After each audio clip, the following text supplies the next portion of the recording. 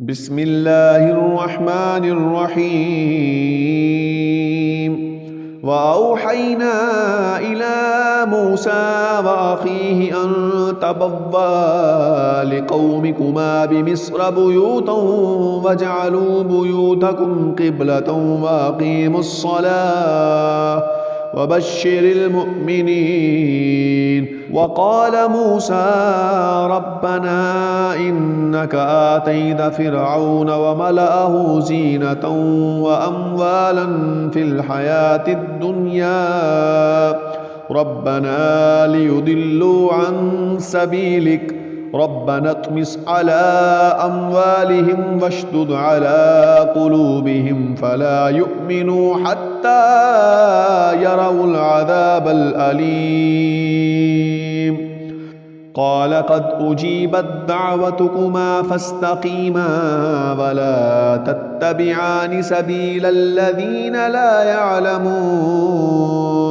وجاوزنا ببني إسرائيل البحر فأتبعهم فرعون وجنوده بغيا وعدوا حتى إذا أدركه الغرق قال آمنت أنه لا إله إلا الذي آمنت به بنو إسرائيل وأنا من المسلمين. الآن وقد عصيت قبل وكنت من المفسدين فاليوم ننجيك ببدنك لتكون لمن خلفك آية وإن كثيرا من الناس عن آياتنا لغافلون.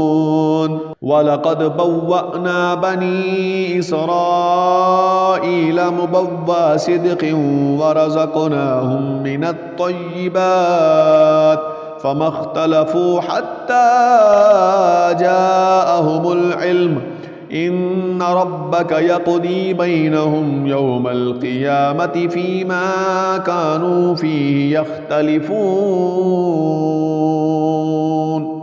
فإن كنت في شك مما أنزلنا إليك فاسأل الذين يقرؤون الكتاب من قبلك لقد جاءك الحق من ربك فلا تكونن من الممترين.